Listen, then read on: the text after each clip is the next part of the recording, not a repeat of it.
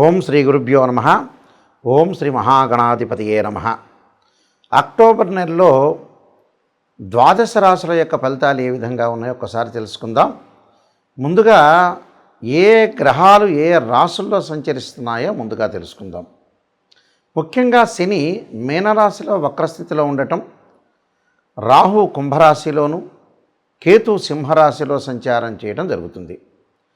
ముఖ్యంగా ప్రధానంగా గురువు అక్టోబర్ మాసంలో 18వ తారీఖు వరకు కూడా మిథున రాశిలో సంచారం చేసి 18వ తారీఖు నుంచి కర్కాటక రాశిలో ప్రవేశం జరుగుతుంది.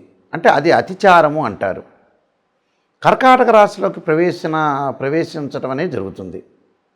మిగతా గ్రహాలను మనం చూసుకునేటట్టయితే ముఖ్యంగా కుజుడు బుధుడు తులారాశిలో సంచారం చేయటం, అక్టోబరు ప్రథమార్థంలో శుక్రుడు సింహరాశిలోను, ద్వితీయార్థంలో కన్యారాశిలోను సంచారం చేయటం, రవి ప్రథమార్థంలో కన్యారాశిలోను, అలానే ద్వితీయార్థంలో వచ్చేటప్పటికల్లా అంటే అక్టోబర్ 18వ తారీఖు తర్వాత రవి తులారాశిలో సంచారం చేస్తారు. ఈ సంచారాల వల్ల ఈ గ్రహాల యొక్క విషయంలో మనం ముందుగా ముఖ్యంగా ఎలాంటి రాశుల వాళ్ళకి ఎలాంటి ఫలితాలు కలుగుతాయో ఒకసారి పరిశీలన చేద్దాం. వృశ్చిక రాశి వాళ్ళకి ముఖ్యంగా రాశ్యాధిపతి కుజుడు వ్యయస్థానంలో ఉంటాడు. అంటే ముఖ్యంగా ఈ వ్యయస్థానంలో ఏదైతే కుజుడు ఉండటం వల్ల ఈ ఇళ్ళు కొనుగోలు చేయటంలో కానీ, పొలాలు కొనుగోలు చేయటం కానీ, ఇళ్ళు కట్టించటంలో కానీ కొంత అప్రమత్తంగా ఉండటం, ఒకటి లీగల్ సంబంధించిన విషయాలు, కోర్టు సమస్యలు రాకుండా, అన్నదమ్ముల మధ్యలో గొడవలు రాకుండా చూసుకోవటం మంచిది. అంటే ఏదైనా సరే వివాదాలు వచ్చిన చోట మనం ఏం చేయాలంటే వివాదాలు రాకుండా కాపాడుకోవటం ఎలా అనే ప్రయత్నం చేయాలి. అప్పుడు వాళ్ళకు అనుకూలంగా ఉండే అవకాశాలు ఎక్కువగా ఉంటాయి. ఈ రాశి వాళ్ళకి ముఖ్యంగా లాభంలో శుక్రుడు ఉన్నాడు. ఈ లాభంలో శుక్రుడు ఉండటం వల్ల వివాహాలు జరగటం, ఒక అమ్మాయికి మంచి వరుడు లభించటం, అబ్బాయికి మంచి వధువు లభించే సంపన్నమైన కుటుంబం నుంచి అబ్బాయి కానీ అమ్మాయి కానీ లభించే అవకాశాలు ఎక్కువ ఉంటాం. అలానే బట్టలు కొనుగోలు చేసే అవకాశాలు ఎక్కువగా ఉంటాయి.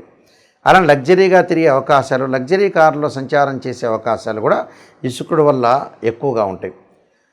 ఈ రాశి వాళ్ళకి ముఖ్యంగా రవి యొక్క బలాన్ని మనం చూసుకునేటట్టయితే రవి ఏకాదశంలో ప్రథమార్థంలో ఉంటారు. ప్రథమార్థం అంటే అందరికీ అర్థమయ్యేటట్టుగా 15వ తారీఖు లోపల, ఆఫ్టర్ 15. అయితే ఈ 15 లోపల మటుకు రవి లాభంలో ఉన్నాడు కాబట్టి అందులో లాభంలో ఉన్నాడు. రవి వల్ల మంచి ఫలితాలు జరిగే అవకాశాలు ఉంటాయి. ఉద్యోగ ప్రయత్నాలే కాకుండా మనం ఏ పని చేయాలో ఆ పని ప్రణాళికంగా వెళ్ళే అవకాశం ఉండటం, ఒకటి అనుకున్న పనులన్నీ కూడా ఫాస్ట్గా మూవ్ అయ్యే అవకాశాలు ఎక్కువగా ఉంటాయి. కాబట్టి రవి వల్ల కొంత లాభం కలిగే అవకాశాలు అనేవి ఖచ్చితంగా ఉంటాయి. దాని తర్వాత బుధుడి యొక్క ప్రభావం ఏ విధంగా ఉంది? నేను ఇందాక చెప్పినట్టుగా వ్యాపారం అనేది పెట్టాలి. వ్యాపారం గ్రహస్థితిని బట్టి అనుసరించి ఈ నెలలో పెట్టచ్చా పెట్టకూడదో చూడాలి. దాని తర్వాత అధిక పెట్టుబడి పెట్టచ్చా లేదా అనేది కూడా జాతకాన్ని బట్టే అనుసరించి వెళ్ళాలి. అధికంగా పెట్టుబడి అనేది మంచిది కాదు. వీళ్ళు పెట్టకుండా ఉండటం చాలా మంచిది.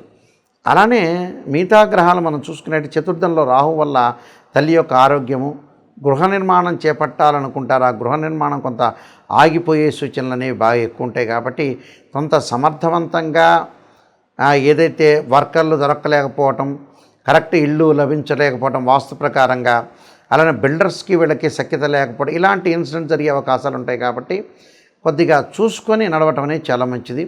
అలానే పంచమ స్థానంలో శని వక్రగతిలో ఉన్నాడు కాబట్టి ఆ వక్రగతిలో ఉండటం వల్ల వాహనాల మీద ప్రమాదాలు జరగకుండా తల్లి యొక్క ఆరోగ్య విషయంలో కొంత శ్రద్ధ పెట్టడం అనేది మంచిది. కేతు యొక్క అనుకూలత వల్ల తీర్థయాత్రలు, పుణ్యక్షేత్రాలు, జ్ఞానము, అనుభవము, శత్రులు మిత్రులుగా మారిపోయే అవకాశాలనే ఖచ్చితంగా ఉంటాయి. నేను కొన్ని రెమెడీస్ అనేవి చెప్పబోతున్నా. ఆ రెమెడీస్ అనేవి మీరు పాటించండి. ఈ రాశివారు ముఖ్యంగా కొన్ని ప్రత్యేకంగా రెమెడీస్ అనేవి అనుసరించాలి. ఆ రెమెడీస్లో నేను కొన్ని పరిహారాలు చెప్తాను. ఆ పరిహారాలు పాటిస్తే మంచి జరిగే అవకాశాలు ఖచ్చితంగా ఉంటాయి. ఎందుకంటే ఈ రాశి వాళ్ళు ముఖ్యంగా సూర్యుడి యొక్క నమస్కారాలు చేయటం మంచిది. ఈ అక్టోబర్ మాసాల్లో 4 ఆదివారాల పూట కూడా 4 ఆదివారాలు ప్రాతకాలంలో సూర్యుడు ఉదయించే సమయంలో సూర్యుడి యొక్క ప్రార్థన చేయాలి. సూర్యుడి యొక్క ప్రార్థన చేయటంలో చాలా మంచి మంత్రం ఏమిటంటే సూర్యగాయత్రి మంత్రం అంటాం మనం. ఈ సూర్యగాయత్రి మంత్రం వల్ల ఏం జరుగుతుంది అంటే ఉద్యోగపరంగా ఇబ్బందులు లేకుండా ఉంటారు, నూతన ఉద్యోగాలు లభించే అవకాశం ఉంటుంది.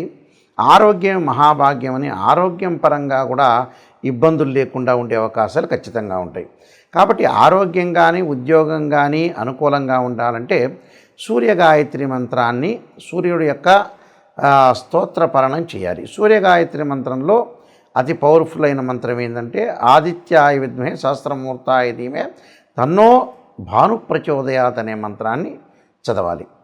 దాంతోపాటు ఓం ఆదిత్యాయ విద్మహే సహస్ర కిరణాయ ధీమహి తన్నో సూర్య ప్రచోదయాత్ అనే మంత్రాన్ని చదివితే మనకు ఖచ్చితంగా మంచి జరిగే అవకాశాలు ఖచ్చితంగా ఉంటుంది. అలానే మానసికంగా ఆందోళన చెందుతున్న వాళ్ళు, చెవి ముక్కు గొంతు అలానే నిమోనియాతో బాధపడుతున్న వాళ్ళు, లంగ్స్ సంబంధించిన ఎఫెక్ట్స్తో బాధపడుతున్న వాళ్ళు, ఖచ్చితంగా సైనస్ సంబంధించిన ఆరోగ్యపరంగా ఇబ్బందులు కలుగుతున్న వాళ్ళు, మానసికంగా బలం లేని వాళ్ళు, మానసికంగా ఆందోళన చెందుతున్న వాళ్ళు ఖచ్చితంగా ఆరాధన చేయాల్సిన చంద్రగ్రహాన్ని ఆరాధన చేయాలి. చంద్రుని ఎలా ఆరాధన చేయాలి? చంద్రగాయత్రి మంత్రాన్ని చదువుకోవాలి. క్షీరపుత్రాయుధ్య అమృతతత్వాయ ధీమహి తన్నో చంద్ర ప్రచోదయాత్ అనే మంత్రాన్ని చదువుకోవాలి. రియల్ ఎస్టేట్ కానీ అలానే అగ్రికల్చర్ ల్యాండ్స్లో కానీ రైతులు కానీ బిల్డర్స్ కానీ కెమికల్ కంపెనీస్ వాళ్ళు కానీ డాక్టర్స్ కానీ కోర్టు వ్యవహారాలు పోలీస్ స్టేషన్ వ్యవహారాల్లో చిక్కుకున్న వ్యక్తులు అలానే ఏదైతే ఆస్తిపాస్తుల గురించి గొడవలు అన్నదమ్ముల మధ్యలో గొడవలు ఉన్న వాళ్ళు తప్పకుండా సుబ్రహ్మణ్య స్వామి యొక్క ఆరాధన చేయాలి. అంటే 2 జంట సర్పాలను దానం చేయటము అలానే రాహుకాలంలో పూజ చేయటము సుబ్రహ్మణ్య స్వామి యొక్క ఆరాధన చేయాలి.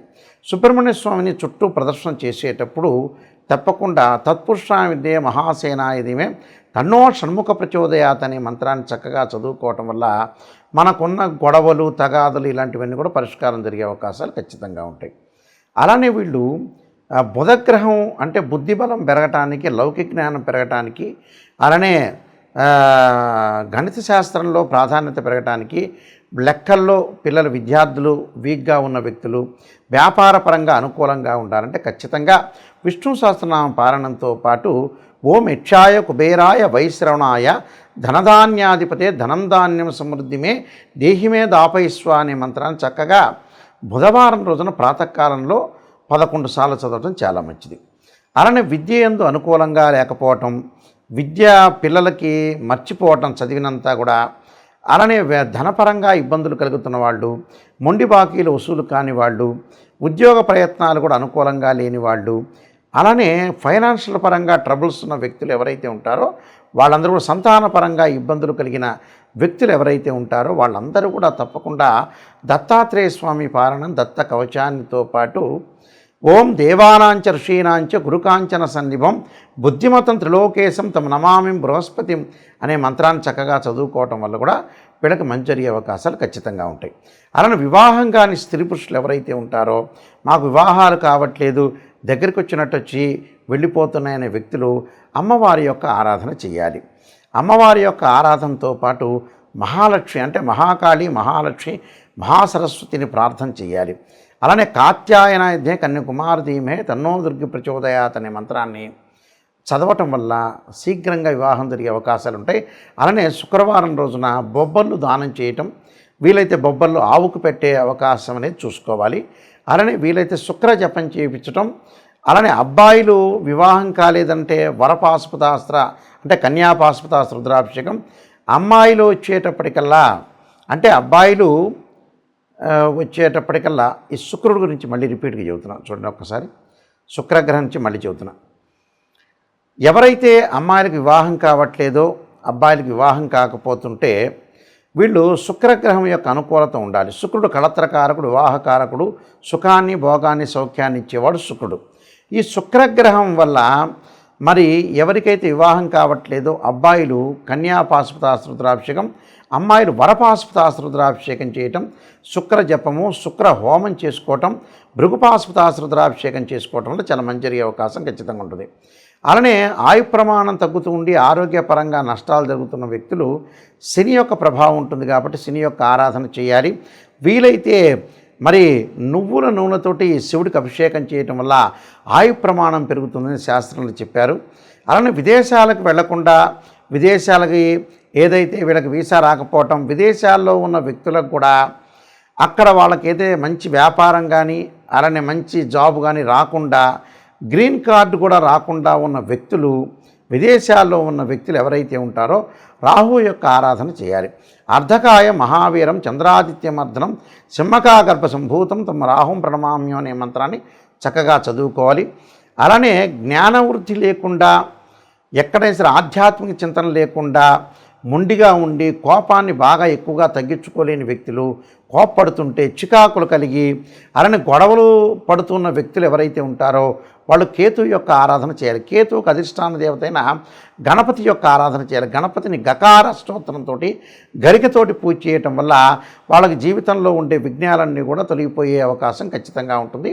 ఈ రాశి వాళ్ళందరికీ కూడా శ్రీ పరమేశ్వరుడి యొక్క అనుగ్రహాన్ని ఉండాలని ఆశిస్తూ, మీ అందరికి కూడా మంచి జరగాలని ఆశిస్తూ సర్వే జనా సుఖినో భవంతు.